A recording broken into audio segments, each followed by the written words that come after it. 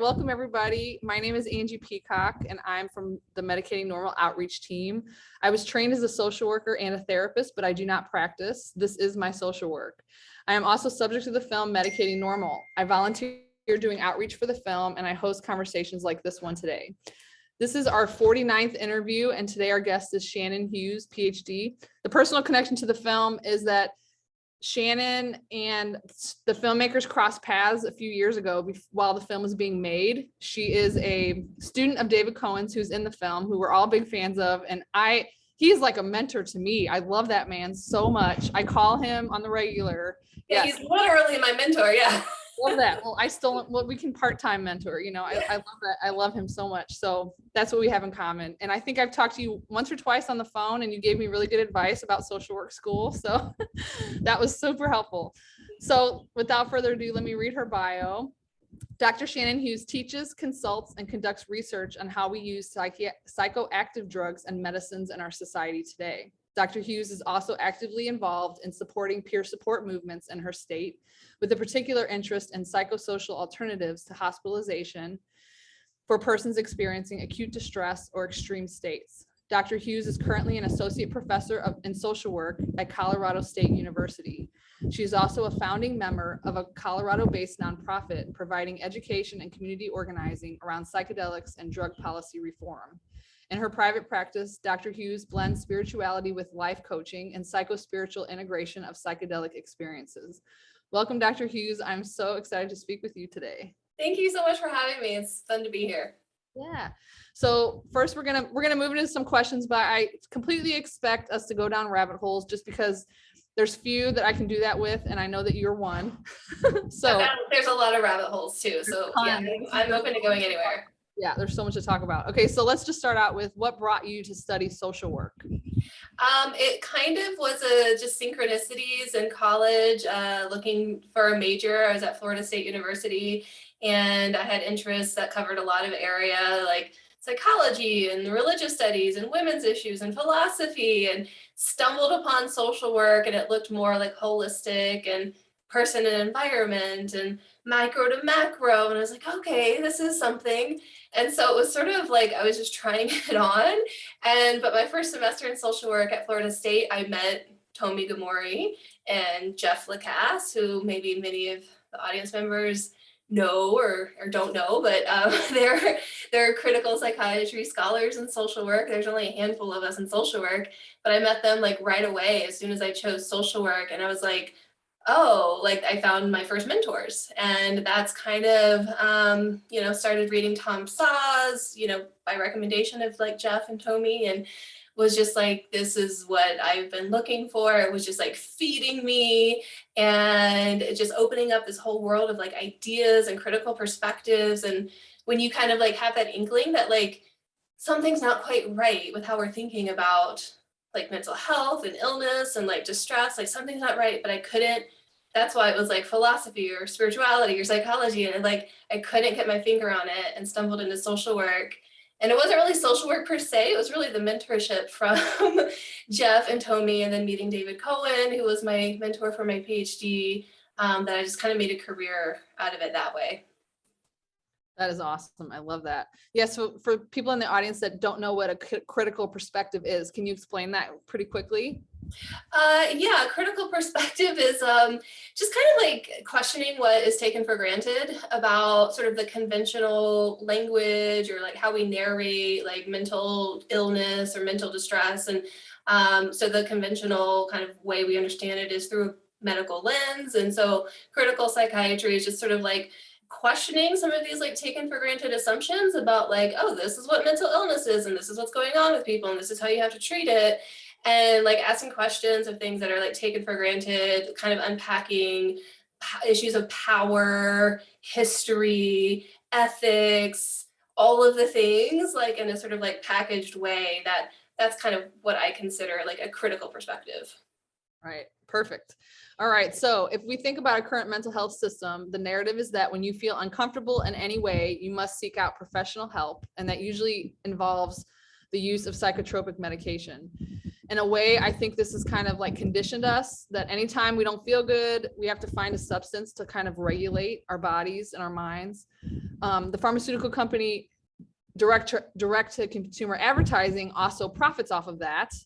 Can you share your perspective on why there feels like there's always a need to take something and alter our state of consciousness, whether that be a psychiatric drug or a psychedelic, which we will get into very soon, and kind of like what are those systems that are influencing our need for that? Oh, it's such a big question. I think you named some of the things, right? Pharmaceutical industry influence, sort of like shaping our own kind of attitudes towards the nature of our distress and help-seeking behaviors. And, there's a lot of money in it. There's a lot of like systemic issues, professional authority of like medicine that kind of like claims ownership over this like, arena of like human behavior, human distress. And so there's like lots of layers to it. And, culturally, we talk in my classes a lot about like this quick fix culture, and we don't have a lot of tolerance for range and diversity or like neurodivergence or discomfort within ourselves. It's a very like, no, we need to get this fixed and we need to like keep moving, and we got to go to our job and whatever, be there for our kids. And we're just like so outside of ourselves all the time, like feeding a machine or something. And so we don't have like that time or space or value on really like sitting with things and like going inside and like grieving when there's loss and being sad because the world is a terrible place to live and it's hard. And so we don't have a lot of like tolerance for that, and not a lot of spaces to like hold that together in community, to like really hold sadness and grief and despair and like all of those things. So it's just sort of like, let's get you back real quick. And this sort of expectation of like some baseline happiness that we're all supposed to hold, but none of us hold that. And then we feel like something's wrong with us because that's where we're supposed to be. But this idea of like altering our consciousness, I think that's a kind of like a different thread, because that's something that there's evidence at least that humans have been altering their consciousness since the beginning of whatever time, whatever that was, since the beginning. So we have like thousands of years of history of like altering consciousness. And I think that's just like a human fascination, this like curiosity of like what is our consciousness and who are we and how do we like explore it and understand it, and we can alter it and like go into these like different spaces. And so I think that is kind of like a sort of fundamental human curiosity, like our own consciousness and how we can manipulate it. And so that's where kind of drugs and psychedelics and things come in too. It's just the problem with like, okay, so we already have like a propensity to want to explore our consciousness and alter it. And drugs are kind of like a useful tool sometimes to like change, like to change our consciousness in ways that can be useful or not useful. But it's just like, I feel like the problem in the current environment, it's not about like drugs themselves. Drugs are just tools to alter ourselves. But it's like all the power and the money and like lack of choice and lack of consent, and like it's like the other systemic things like piled on top of this sort of fundamental human curiosity to alter ourselves. I like that. That's a really good explanation.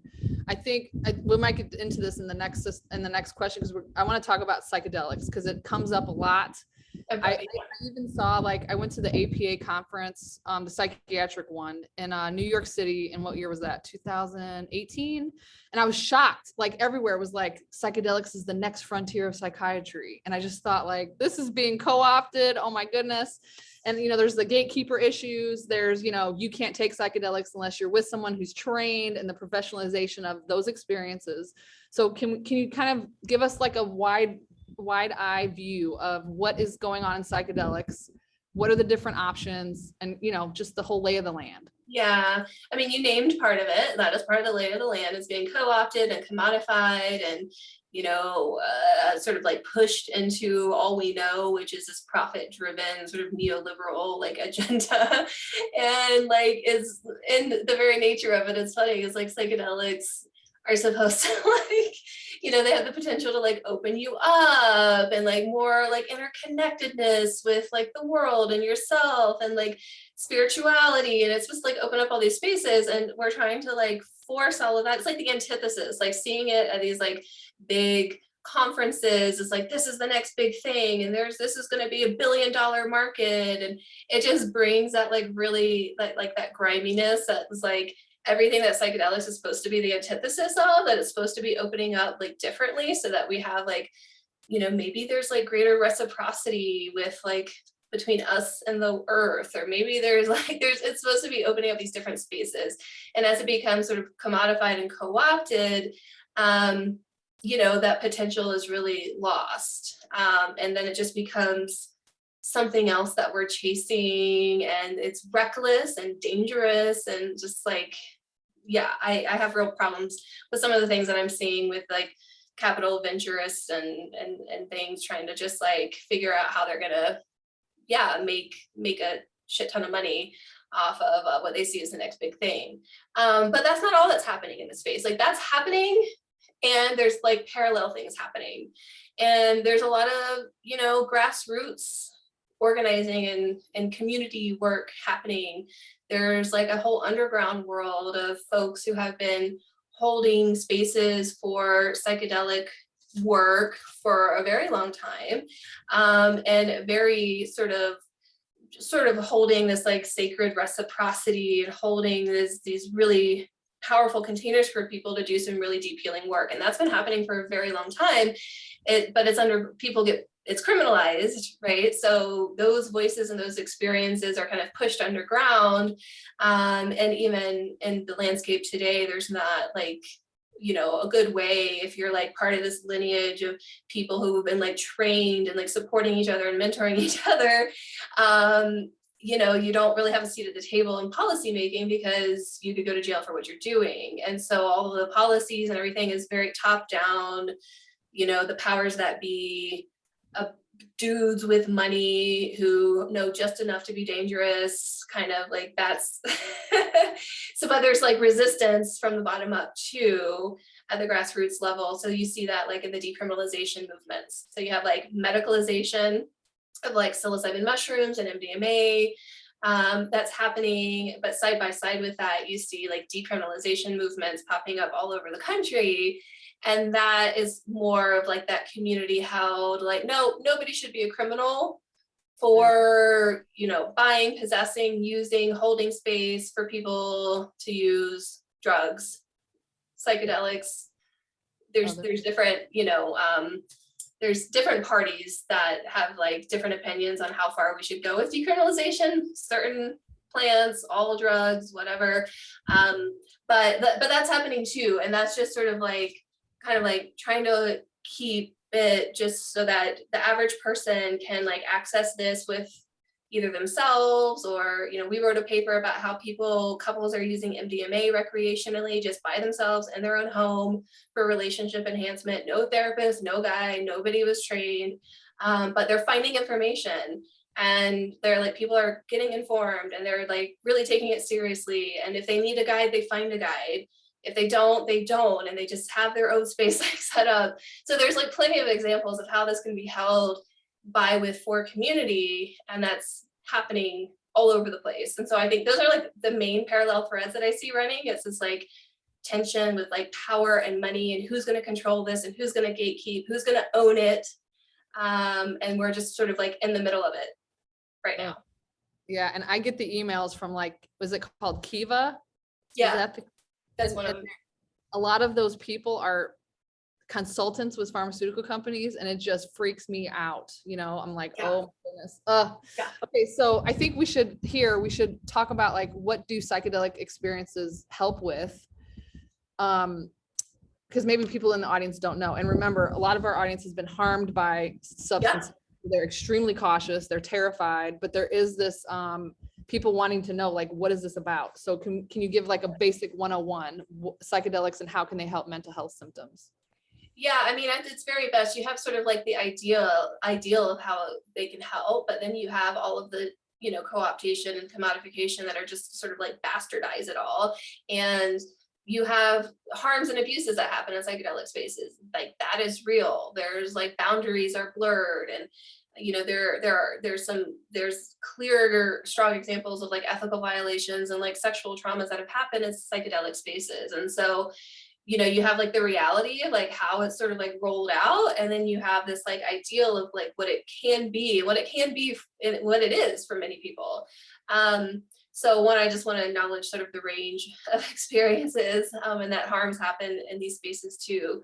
But at its like, you know, at the ideal, I think that, you know, there's lots of different psychedelics, right? So when I'm saying psychedelics, I'm talking about plant medicines like psilocybin mushrooms, and ayahuasca. I'm talking LSD, ketamine, MDMA. So they're not all classic psychedelics, but they're usually like loosely all kind of grouped under the psychedelic umbrella. And so psychedelic is just a term that means, translated to mean like mind revealing or mind manifesting. So you take this thing into your body, different from how we use current psychiatric medications like antidepressants, where you're supposed to like take them every single day, probably indefinitely. There's no real plan for like, you know, what you're going to do, or if you're going to come off, or how that's going to look, or you know, we're not practicing informed consent well at all, if at all, with psychiatric medications, and they're really just about like managing you, right? So there's like kind of a paradigm shift with how psychedelics are being used. Is it's supposed to be like there's a limited number of sessions, right? With psychedelics, you're supposed to, you know, maybe 2 sessions, 3 sessions, 4 sessions of like actual, you know, a psychedelic journey, very supported, a lot of preparation, a lot of follow-up. So it's supposed to be a very supported space, time limited, and there's an expectation that some breakthrough should occur. Like there's an expectation of like something happens in that space that can prompt or give you material to work with that can sort of aid in like your healing and your like journey, whatever that looks like for you. Maybe it's like insights that come through, or maybe it's like, you know, being able to like do this like deep dive and like go back to some trauma that like, and like bring some resolution or closure or healing to something that's happened to you that, you know, without the tool of that medicine to make you feel. So like MDMA sometimes is like described as sort of like wearing a suit of armor, when you're like, as you like go back in to look at the thing that you can't look at under any other circumstances, and then you like come back out and you can feel like something happened, something shifted, something moved. And so like there's this expectation that like you're tapping into your own like inner wisdom, your own inner healer, and something can shift, and it gives you a lot of material to work with as you move forward and start to like integrate these new insights and awarenesses, or like a visceral experience of being like connected to the universe, right? That sort of like mystical type experience you can have on mushrooms. So it's quite different in terms of like how it's used, how it's supported, what the expectations are of the use, what you're supposed to be getting out of it. It's quite a different paradigm from how we're using current psychiatric medications. Wow, that was really helpful. I learned something there. That's excellent. Yeah, so I'm going to be totally transparent. So I've had a few psychedelic experiences in my lifetime, and then I was harmed extremely greatly, you know, by psychiatry and the use of those substances that are legal. And I just am so weary and skeptical and cautious and careful, and just again emphasize informed consent at all costs. You know, so my question here is like, is there any research, or what is the kind of I don't know, the layperson knowledge surrounding people that have come off of psychiatric drugs or may have damage from them in using psychedelics? Yeah, I don't think there's a lot of research, unfortunately, but there's anecdotal, there's lots of discussion forums, people sharing their experiences. I mean, I think, you know, research wise, maybe, you know, psilocybin mushrooms might be one of those things that there's a lot to explore there scientifically, with sort of, it can be like neuroregenerative, and we don't quite understand you know, all of the mechanisms of psilocybin mushrooms. If you've ever, psilocybin mushrooms is just like everything is firing, everything's lighting up, parts of the brain that don't normally connect with each other are like talking. And so, you know, that's like at a macro dose level. And then you also, that's like that big psychedelic journey experience. But there's a lot of people playing around with self-experimenting with psilocybin mushrooms at like micro, like sub-perceptual levels.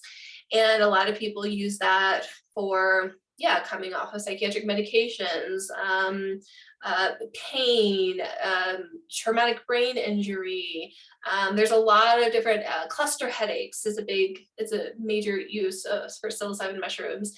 And we don't quite understand it all. We just know that like it's extremely complicated what's going on when you ingest psilocybin, and a lot of things are happening, and it seems to have some like neuroregenerative properties, anti-inflammatory, but there's like a lot of things going on. And so there's probably, you know, several more decades of like research and like brain research behind mushrooms so we can kind of understand its potential.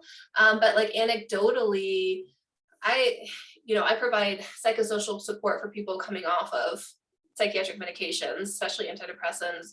And one of the big things that I get asked, and I don't really have a good answer to, is using mushrooms. Like, will mushrooms, if I microdose, macrodose, will they help me, come off these drugs? Will they help me with my depression? Will they help me? And I really don't know. There's not like good science behind that. But we do know that like for whatever reason, people who are on SSRIs seem to have less like psilocybin mushrooms like don't like work they don't really work. And that's like one of the number one calls that we get are people on SSRIs who don't want to be on SSRIs, but they can't get off the SSRI and they want to use mushrooms. And I'm like, well, the mushrooms aren't going to really do anything until you're off the SSRI. And we don't really understand it.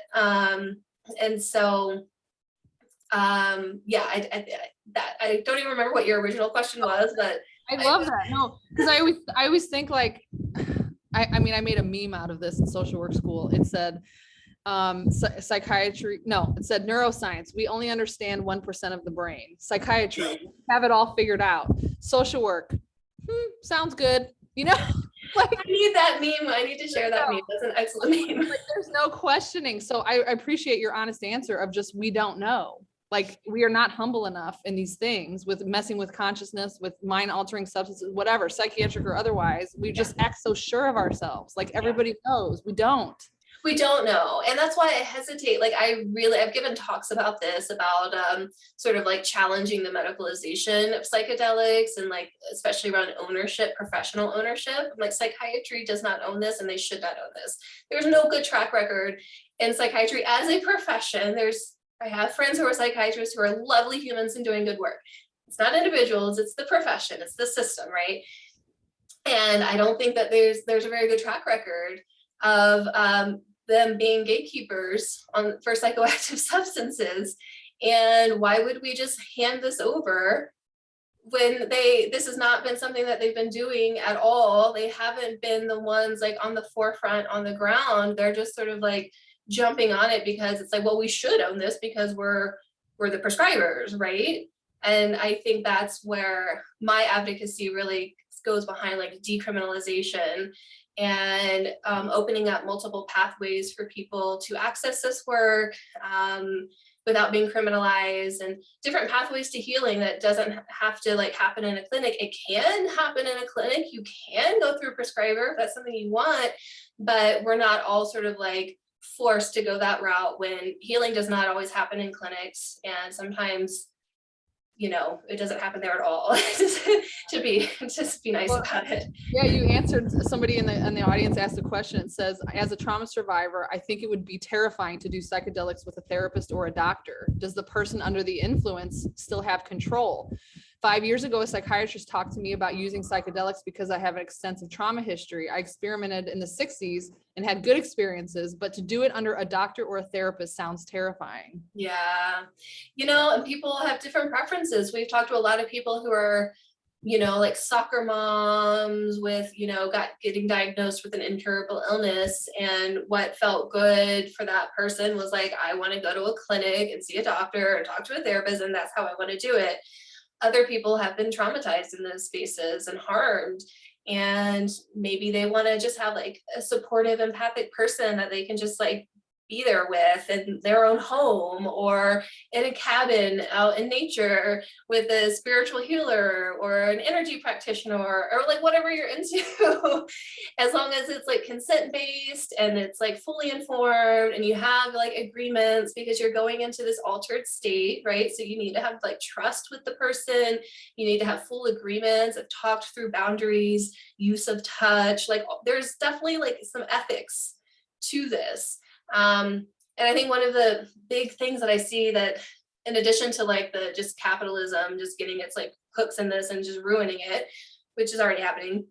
The other thing that I see more in the underground space, it's not all like shiny and, like rainbows and butterflies out there either. There's harms and abuses happening. And sometimes it's like a lot of ego, like people have these like profound transformative experiences, and somehow the guide or the person sitting there gets this inflated sense of self as if like they're doing this healing work, when it's really about that person's own relationship, building a personal relationship with that medicine or with that space that opens up within yourself as you like adjust, as you alter yourself.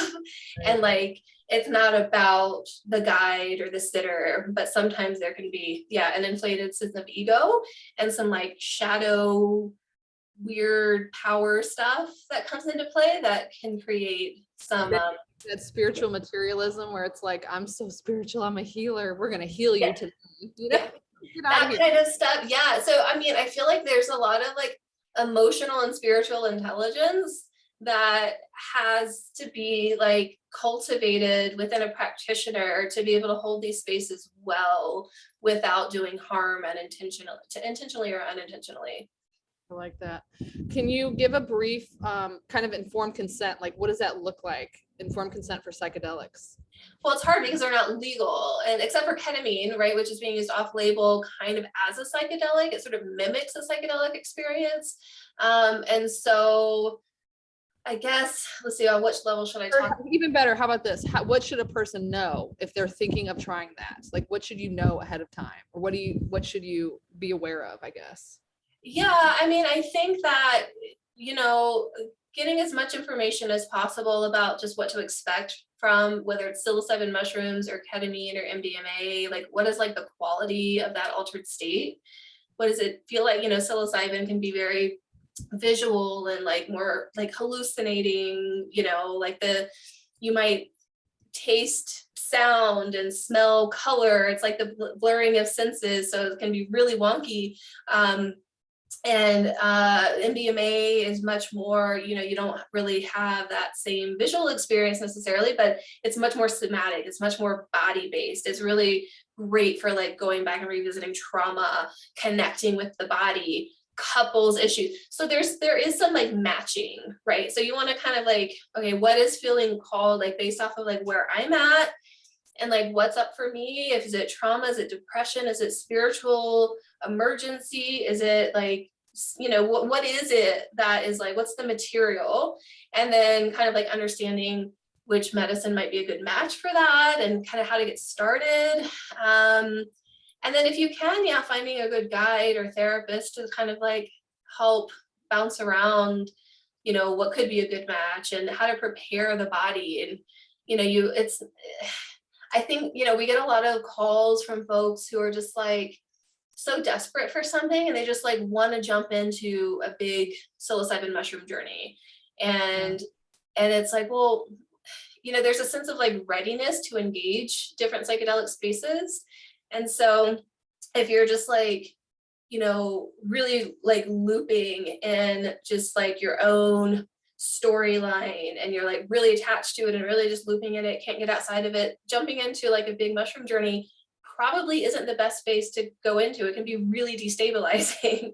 And so knowing like how to get started and like what sort of is called for, what's going to actually like open up space that could be like that could really like move the things that you're looking to move versus just like destabilize you even more. So I think there's, yeah, just finding a guy that you can really trust and like talk through, and like, you know, I like there's certain red flags, like if you're on the underground and like find a guide and, you know, the answer is always like, let's do more psychedelics. That's a red flag for me, because the answer is not always let's do more drugs. Like that shouldn't be the answer all the time. And so there's certain things that would be kind of like red flags for me.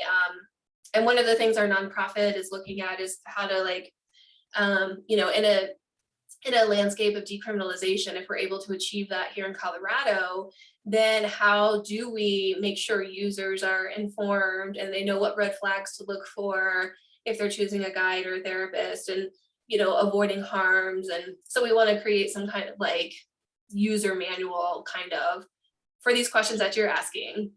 Like, Great. yeah, because there's not really anything that exists right now. It's all like happening as we're talking about it. Yeah, I know. And that's where that urgency of like, we got to get people licensed, and let's give classes on how to be with, you know, somebody who's, you know, let's get another. That's how I see the therapy world, is like, you come up with this idea just to make yourself famous and to charge an exorbitant cost to get people licensed underneath your therapy because it's so much different than the other ones, you know. Yeah. That's that pull towards professionalizing, you know. Yeah. And it's just terrible to do that. Yeah.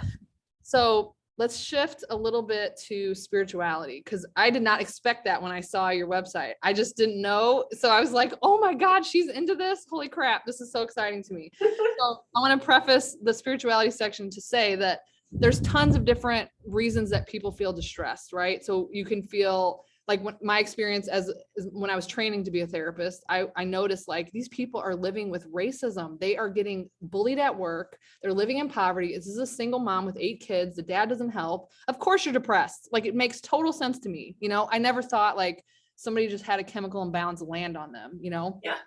So there's also spiritual reasons. So can you talk about, you know, the spiritual aspects of mental health, and just talk about that for a minute? Yeah, and I can only really talk from my own like perspective and like my own spiritual grounding. And I know there's like lots of different traditions and ways you can think about this. But I feel like spirituality to me is sort of like our own connection to ourself, and like feeling like our own power, our own creative expression, our own voice, and like being able to like find the answers and clarity that we're seeking within ourselves, rather than constantly just like looking outside of ourselves. Tell me what to do, tell me what I'm supposed to be, tell me, right, like experts or other people, but really like finding that sort of like that center that holds us, that is like ours, and being able to like build a trusting partnership with that, and using our like channels of intuition to build that sense of like trust, that we can trust ourselves and that we actually have answers ourselves that we're seeking. And so a lot of my work is like,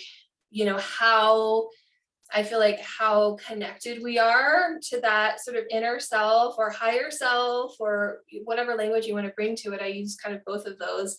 Or how like far outside of ourselves are we? Like, how disconnected from ourselves are we? And, you know, I think that, so in my coaching practice, it's kind of how I sort of try to help people sort of recognize within themselves what are their channels of intuition that they can start to build a relationship with. And so it might be, you know, the body as a messenger. The body is like communicating information to us. It could be intuition, like kind of like an inner knowing, where it's just like we just know things, and it's like can't really explain why. It's just kind of there for us, and we can easily be talked out of it or be learned to sort of doubt ourselves when something's just there for us. Like, I need to go to Mexico right now. Like, but last minute, like you wouldn't believe. Anyway, we'll get into right? that. And exactly. It could be just like inspired ideas that flow through us. Like, there's these different sort of channels that we all have. like innately, that is ours, that is sort of like there to like provide us like clarity and like step into like fully who we are and our power and like our expression in the world. And yet like culturally and socially and just through all like the systems we're embedded in, school, public school, it's all about like living outside of ourselves and like just participating in this machinery and being told we feel too much or we're too much or how do you know, like all of that. And so a lot of the work is, I think, about coming back to ourselves, and learning to work with and trust those like different channels of intuition that are like uniquely ours to own and to step into. But that's kind of like, yeah, my personal orientation to spirituality and all of this and like the coaching practice that I do. And I think that, yeah, we're just, you know, yeah, through systemic oppression and repression and exclusion and all of like the messaging that we get, you know, all the reflections we get in school and from authority figures, I think all of that can go towards like making us like small and hiding and disconnected from ourselves and not listening and not trusting, and we're just like way outside of ourselves. Yeah. I can totally relate to that, just especially that part you said about like being too much, you feel too much, you're crazy, you know, you're sensitive, all of that, and just being strong. Like that's my superpower, that I am sensitive, that Yes. I hurt when you say harsh words to me, you know, that's who I am. It is. There's like a reclaiming of it. And there's like, I feel like as we come into our gifts and come into our power, I think before that there's like a struggle side. And so I usually start working with people on the struggle side because that's where people are with it. And the struggle side of like not trusting what's coming to you, or like the struggle. And so there's that to kind of, that's the anxiety and the depression and the hopelessness and the feeling like, what is my purpose and what am I doing here? Like that's a lot of that piece of it, but being able to like flip some of what you're struggling with into actually being, you know, the other side of that might be your gifts.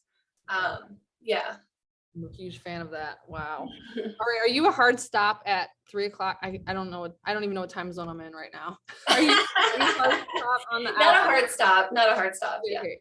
Because I want to get to everything, but it depends, you know, how fast I need to go. Okay. So let's again transition to another subject. I'm kind of hopping all over the place, but let's talk about peer spaces.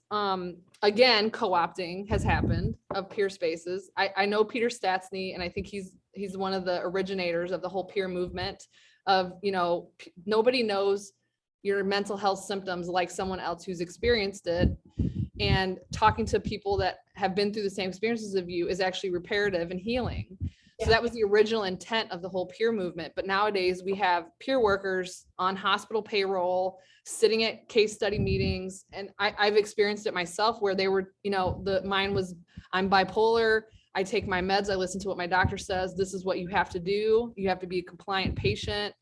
Like that whole thing, it's like been medicalized, just like we're talking about psychedelics. So can you talk about like the different side of peer spaces? Wildflower Alliance is one, and you're creating another one. Yes, we love Wildflower Alliance. And yeah, so we're kind of, you know, we got a project happening in Colorado trying to kind of replicate. I hope Sarah and Caroline and everybody at Wildflower is fine with us replicating. We've got a screening with them or two, so it's cool. They're fine. But yeah, no, they've been such an inspiration and such like just leaders and like doing this in a non-clinical, community-based, peer run, like, well, I don't think they even like the term peer run because it's right, it's a relationship, not an identity. And so even just trying to like break that language that sort of, yeah, has been challenging to do. We've had to do a lot of like educational, like outreach events here locally to try to like even like raise the consciousness of folks, you know, working in peer spaces who, you know, you don't even know sometimes that you're co-opted. You're just like, oh, here's the job, right? Yeah, so it's like, I feel like as a first step for us, wanting to like build something that is independently run by folks with lived experience, community-based, inherently non-clinical, that it's been a lot of like community building. I'm a kind of a community organizer at heart. That's my heart in social work. Yeah. So it's like bringing people together in dialogue and asking these questions of like, what's working for you? What's not working for you? Like, how are you, what do you feel like the challenges are in your work? And then we sort of like talk about it, within this bigger perspective of the movement that's happening around all of this. So we've been doing that kind of work, and I just envision, we've got alternatives to suicide groups happening in the community, and we are just out there every chance we get, speaking to community members, speaking to behavioral health providers and administrators and whoever we can at whatever meeting we can show up to, and talking about this is actually what peer support is. And it's probably not what you think it is, because you're used to seeing peers in a clinical setting under a clinician and giving people rides or filling out paperwork or being a compliance officer. And that's not what we're talking about here. I think people are starting to understand like the principles and like integrity that needs to be held to really create spaces of like mutual, like the mutuality and like the connection and consent and choice and non-coercive alternatives. And that's what that space to me is all about. And I've been really surprised like how well received it's been in the community as we've been like putting it out there. This is what it is. This is what we're doing. This is what's needed. And we've been doing a lot of sharing stories of lived experiences of folks who have been harmed, just like in the local context. And I think it's being heard more and more. But yeah, it's a startup, right? This is just sort of like, how do we get this going? How do we do something different? How do we build it from the ground up in a way that's not like dependent on clinicians to administer or whatever? So a lot of like grassroots community organizing, community education, outreach, grant writing. Yeah, one of my favorite parts of kind of what you're talking about is like the peer respite house, where instead of it being a locked psych ward, you can go and take a break and get away from your context. You can leave whenever you want to. They don't take your clothes and your shoelaces and give you tons of pills and all that kind of thing. Yeah. That is so needed, because like there's a girl I've been helping recently, and she was traumatized in the system and in a psych ward. And I just suggested, I said, what would it be like to like recreate what you think you want from a psych ward at your own home? That's really what we need. We need that safety, and we need people around us to be gentle and have, cook our meals and let us cry and let us sleep and whatever, but just without the locks on the doors, Right. Anybody who's ever been to a psych ward, I've been many, many times. It's not healing at all. It's not healing. Healing does not happen there. Management.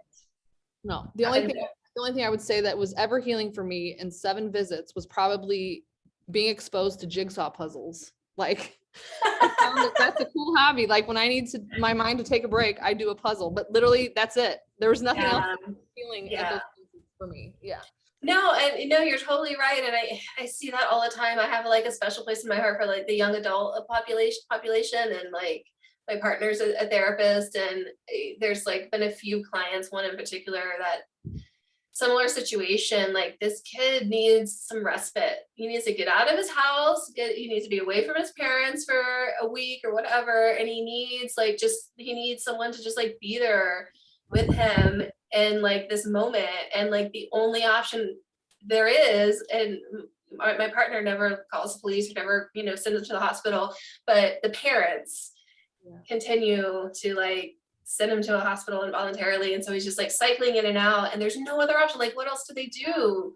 Go to the hospital? Like, that's what I was going to say next is I talked to a lot of parents just that I've met through film, showing the film and everything. And one of the dads, I love him to death. He tells me, Angie, there's no alternatives. Literally, I don't know. My son's in a crisis. I called 911. That's what I'm supposed to do. What else is there to do? We don't know what else there is to do. So then when this doctor in a white coat is telling you, this is what your son has, this is what he needs, I listen. I didn't know there wasn't anything else. So the peer movement is another option. There's respite houses.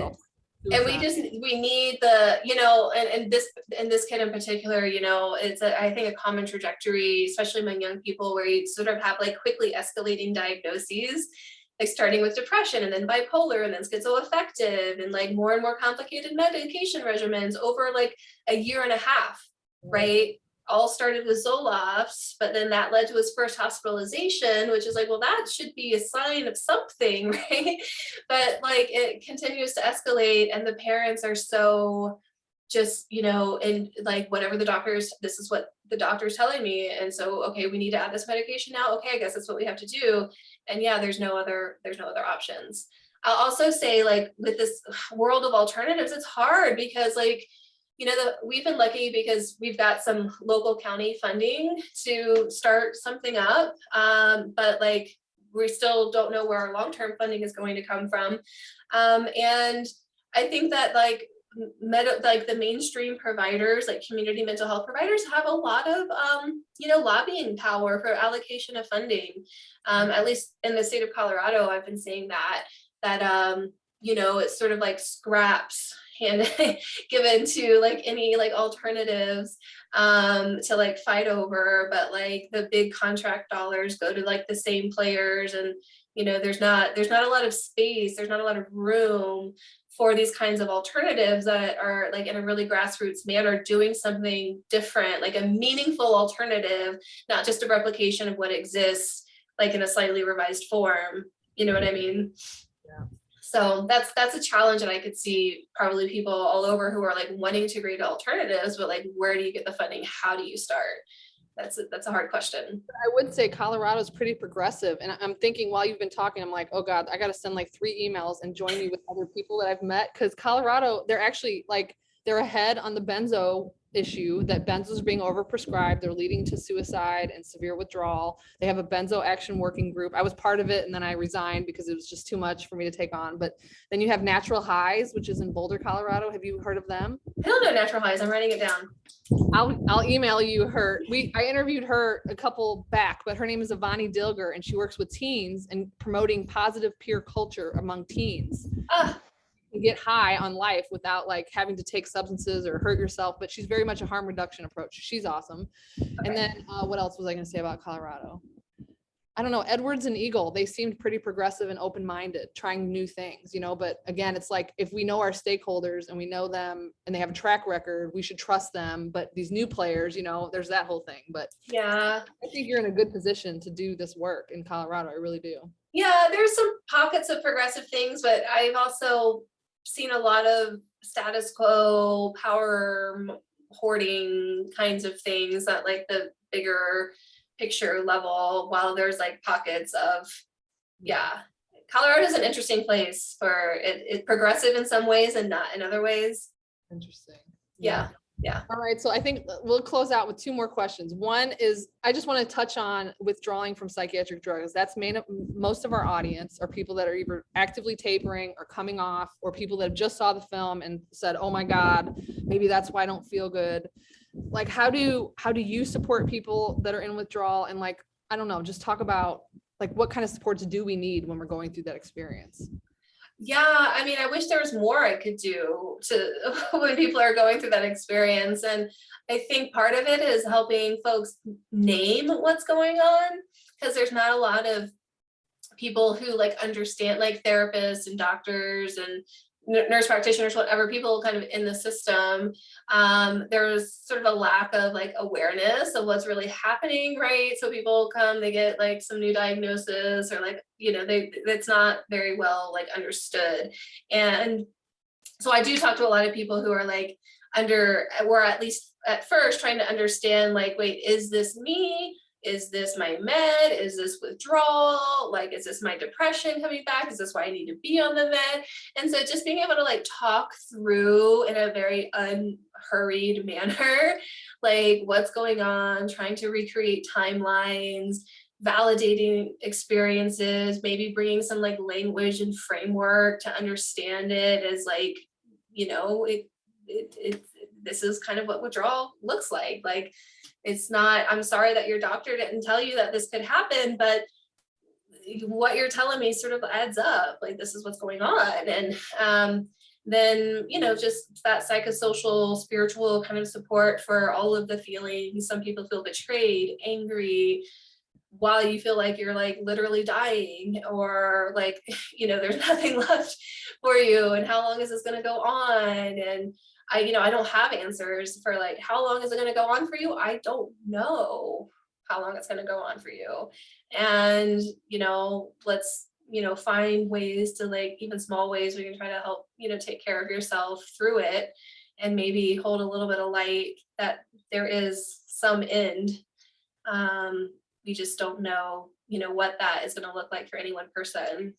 So yeah, I wish there was more answers. There's good, harm reduction guides online, Inner Compass, obviously, the Drug Withdrawal Project. I always send people to that, finding, mutual sort of support, and other folks who've gone through it. So all of that, but there's no sort of magic. There's no like, here, take this psychedelic and you're going to be like through your withdrawal. Like that doesn't exist either. No, it doesn't. Oh, well, thank you for talking about that. Yeah. Yeah. It's a tricky journey for sure. And then even after you're off, like I'm 6 years off now, it's hard to believe because I still have a lot of symptoms, and I never have believed this had I not experienced myself. But then there's the whole thing of like, okay, I still have problems. What am I going to do with them? I can't go run into the doctor. I'm not going to take anything like that. I'm not going to have somebody tell me that I have another diagnosis. Like that's not happening. So then finding, who is I have to remake my entire identity. Like, who am I? And how do I cope with these things? And, oh, damn it, I should have done meditation and breathing instead of taking the drugs in the first place. That's kind of where that anger comes up, but. Yeah, so it's like that acute withdrawal period, but then there's all of the years after of just like I just know people who've like had like protracted effects for many years.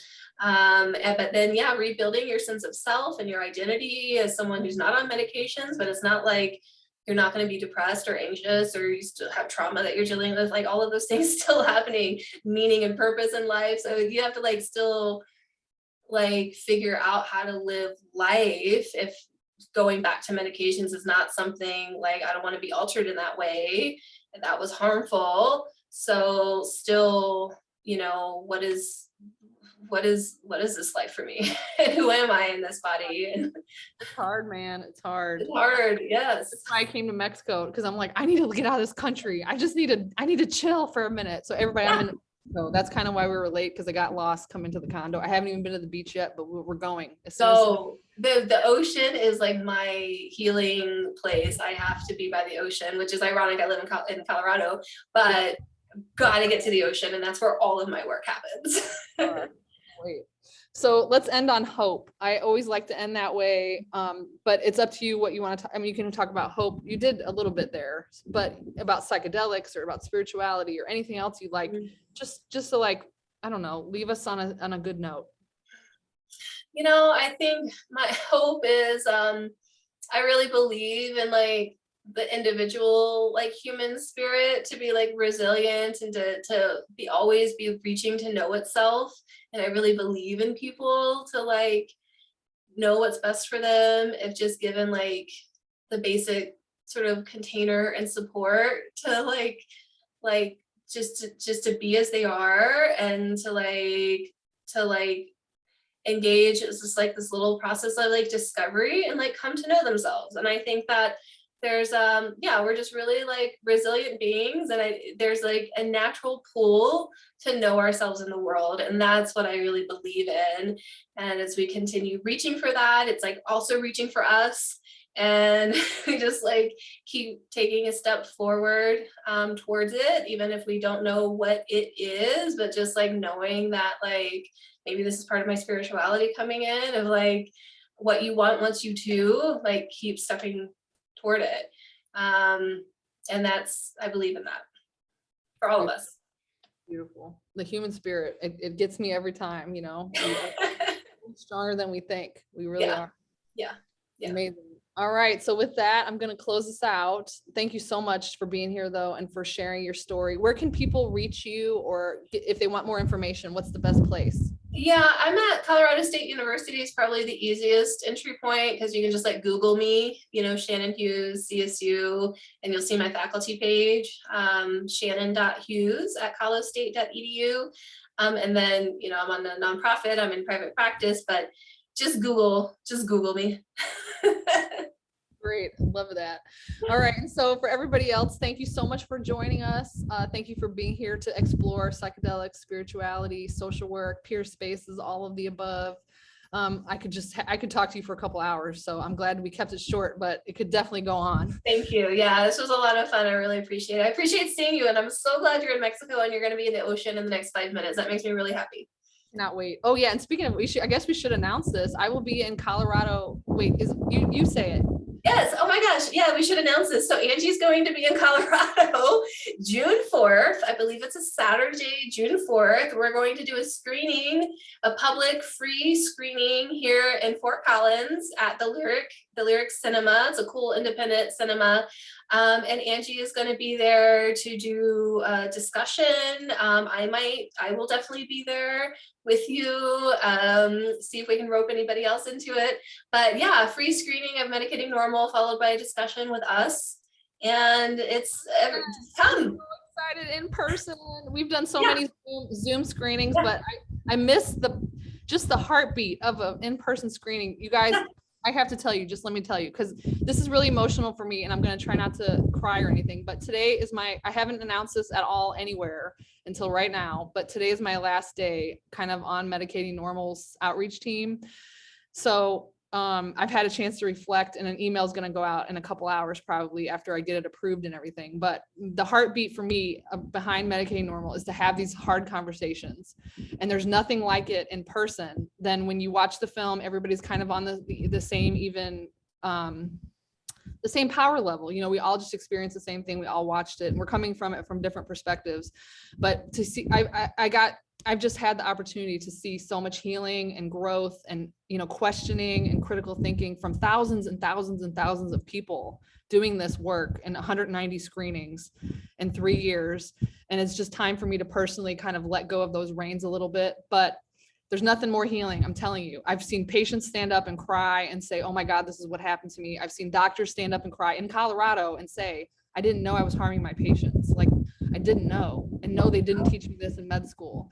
It's just super, super powerful. So I'm excited to be back in person in an in-person screening for like the first time in 2 years. Yeah. You're it. So I thank you for hosting us. Yeah, thank you for making your way through Colorado. I'm really excited. I'm gonna We're all really excited. I drove my RV to Mexico and I'm gonna drive it right through Colorado. Perfect. We got space for you. Thank you so much. All right. So to everybody else, thank you for joining us. We are streaming free on the PBS app, or you can watch on Amazon Prime, or you can watch it from our website. And there's more streaming like iTunes and Google Play and all those things are coming very soon. So if you haven't seen Medicating Normal yet, or your friends and family haven't, or your doctor hasn't, please send them a link to our website. It's medicatingnormal.com. And if you'd like to support the outreach efforts of the film, you can always donate at our website. And I'll just end it with that. Thank you so much, Dr. Hughes. Thank you. Thank you, Medicating Normal, for just being with me for these last 6 years total of my life that I've either been in the film or been on the outreach team. I'm just going to continue my journey elsewhere, but thank you so much. All right, everybody. See you later. Bye. Bye.